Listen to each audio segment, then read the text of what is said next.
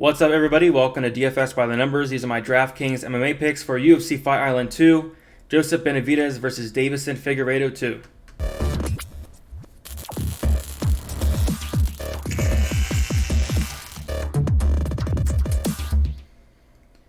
What's up, guys? Welcome back to another DraftKings MMA picks video. This time we are breaking down UFC Fight Island 2, and I will be 100% honest with you guys.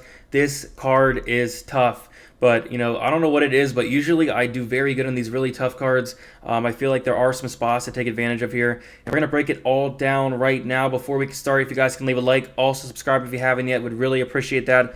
On my way to 5,000 subscribers. Any subscribe helps, and thank you guys to everybody that has subscribed. But like I said, this card is very challenging. I feel like you can make a case for pretty much any underdog on the card. I wouldn't be surprised if the winning lineup had, more than 1,000 salary left over. There's not many, plays that really stick out here. You got to really dig down deep. I spent all day and all day on Thursday, all day on Wednesday, pretty much, even with the fights on, just researching this card, trying to find an edge.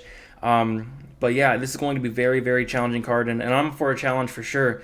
But we'll start with the fight does not go to decision lines here.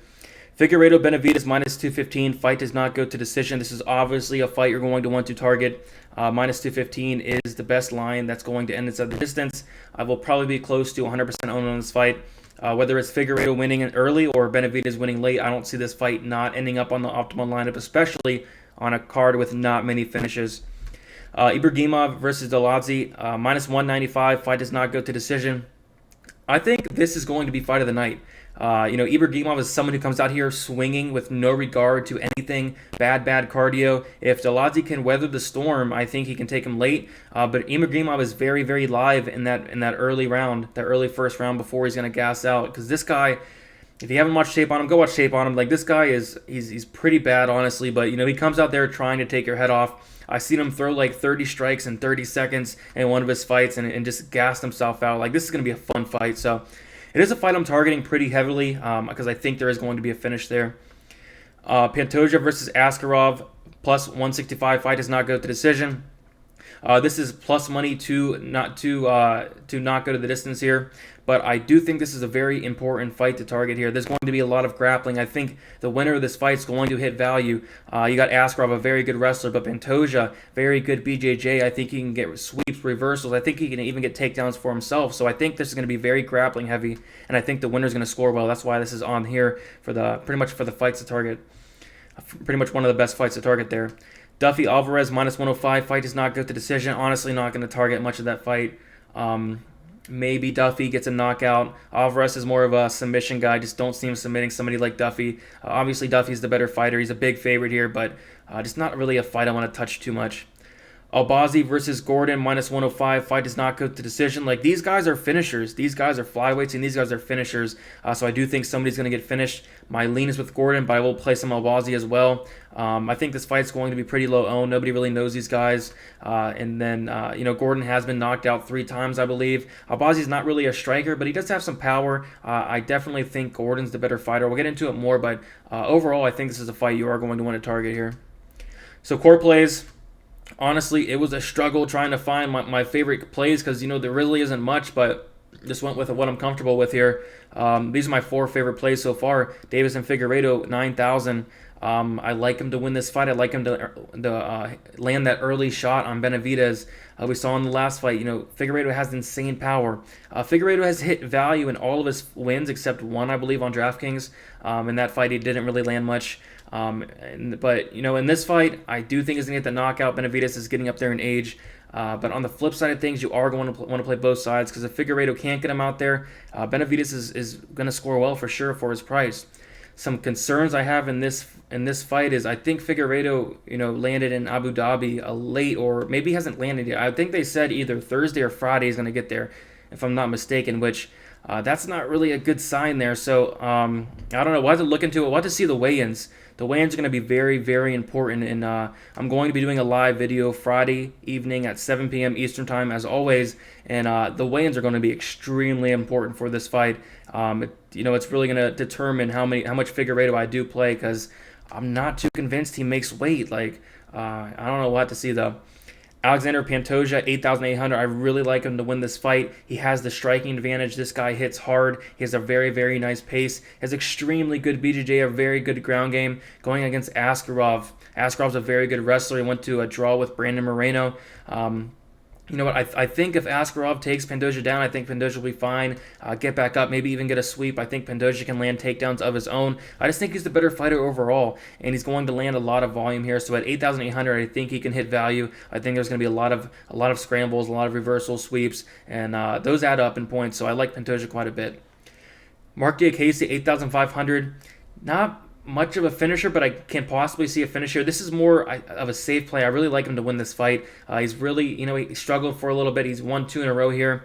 I think he can get takedowns here, maybe some advances, land some strikes, probably hit value around 8,500. I don't really see him breaking the slate or anything like that, unless he gets a knockout. But I think this is a safe play at 8,500 as well.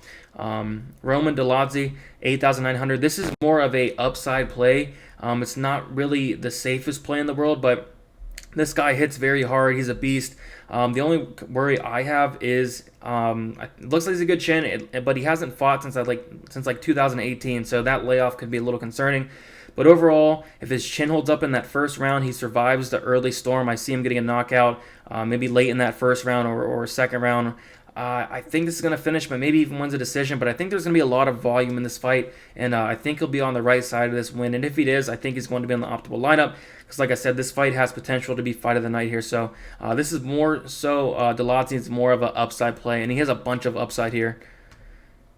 So GPP plays here. I have a lot of live dogs too because, like I said, there's a lot of live dogs here. But Montel Jackson, 9,100. He's been scoring very well, but he has a tough task here with Brett Johns. If he can somehow keep this on the feet, which I'm banking on Johns taken to the ground because I am picking Johns. You'll see that in my prediction video. But if Jackson can keep this on the feet, maybe he gets a knockout. Maybe he lands some volume. He can even get takedowns himself here, but I don't really recommend that with going against somebody as good on the ground as Johns. So this is kind of a weird matchup for Jackson here, in my opinion.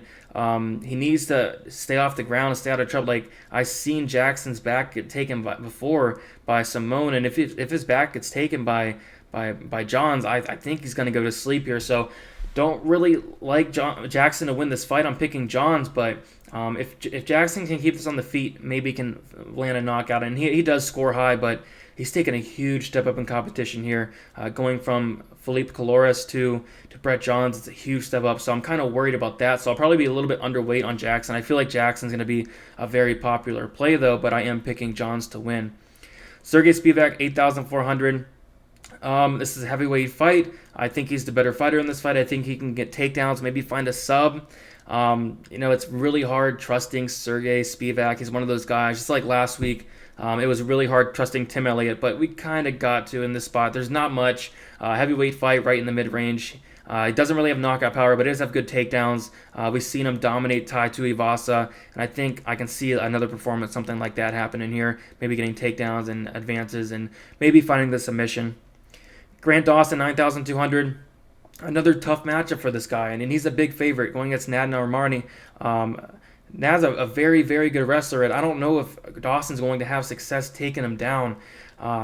Dawson's a decent wrestler, but when he gets it on the ground, he's very, very good. And Nad Narimani is a very, very, very good at BJJ. So I don't know. I think Dawson has the better BJJ. Nad is a black belt. I think this fight's going to be close, but maybe Dawson can submit him. Maybe Dawson can use that pace and wrestling to get him down. But this is a very, very close fight. I don't know how much I want of Dawson. But he's been scoring really well, but he's been scoring against guys like really good matchups for him. So I don't really know. Tough spot for Dawson here, in my opinion. But if he does win, I'm assuming it's going to be with takedowns. Maybe gets a submission. Not really banking on that, but I think he's an okay play. I don't really love the price at all, though. Amir Albazi, 8,600, going against Gordon. Gordon's been knocked out 3 times, so that's something to look at there. But I don't really know if he has the power to hurt Gordon. Albazi is very good on the ground, but Gordon's a BJJ black belt. I'm not sure what Albazi is as far as his rank in BJJ, but I'm assuming he's a black belt. Like he's pretty good on the ground, but I just favor Gordon in the ground. I do think this fight's going to score well in some way, and I do possibly see a finish. So I do want to play some of Albazi, but I am picking Gordon to win. Ariana Lipski, 8,300. I don't know. I watched a lot of tape on this fight on both girls. I think Carolina's the better fighter, and I was very close to picking Carolina. I'll talk about it in my prediction video, but Carolina said that she actually broke her spine, something like that, in October, and she was out for a couple months, and that's a big red flag to me. And Lipski said she's been training. She wants to get back to her knockout ways, and Lipski has power. She has power to do it. The problem is Lipski gets hit so much, and Carolina has a lot of volume. So very close fight. I'm leaning Lipski. I do think this fight could be very sneaky, and Carolina is someone who gets hit a lot as well. Like Carolina gets hit a bunch, and maybe Lipski can knock her out. So I do think this is a fight you're going to want to target. It's a very ugly fight, just like the Luana Jujua fight was ugly, but that ended up on the optimal lineup, I believe, with Jujua getting the first round sub. So yeah, don't mind Lipski at 8,300. Kevin Gastelum, honestly, I'm picking him to lose. I'm picking him to get maybe taken down and maybe even subbed, some ground and pound from Hermanson there. But you know, Gastelum's always live. I think he maybe will be able to get a knockout here. Would not be surprised if he did. He has a lot of power. He has the better inside the distance line. Hermanson has been knocked out his last fight. So yeah, I don't hate it. I'll probably have slightly more Hermanson, but this is a fight you want to play both of. Live dogs here. Like I said, there's a lot. There's a couple more I could have added as well. But Brett Johns, 7,100. I don't know. He looked so good in his last fight against a great wrestler in Gravely. I think he can take down Jackson. I've seen Jackson taken down a bunch of times. Jackson's takedown defense is decent. He's able to get back up. But, you know, I saw Montel Jackson give his back a couple times. And if you give your back against Johns, you're going to sleep. Like, Johns is very, very good on the ground. I don't think Johns is going to mess around on the striking. I think he's going to relentlessly go for takedowns here. And I think at some point he's going to take Jackson's back. And whether he wins a decision or gets a submission, I like Johns here at 7,100.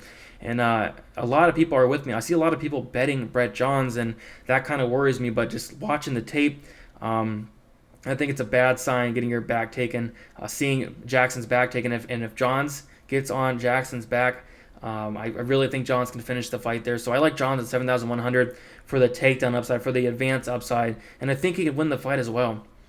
Jack Hermanson, 8,000. I think he's live for possibly a submission, but maybe some takedowns. He's going to be the longer, lengthy fighter. Maybe land some kicks, land some strikes on the feet. As long as he does not get knocked out, I think he'll land more and outwork Gastelum. And just if he gets takedowns, I like his chances quite a bit. Just avoid that knockout. 8,000. Probably a fight you should target there. Malcolm Gordon, 7,600. An underdog I like a lot here. Probably one of my favorite plays on the slate, underdog-wise. This dude is very good. He hits hard. He has been knocked out 3 times. Worried about his chin, but I don't think we have to worry about that here. And he is very, very good on the ground. BJJ black belt. Yeah, I just like his chances a lot in this fight. And the line's closing in a little bit. We're going to get a lot of line value here at 7,600. So I don't mind Malcolm Gordon, 7,600.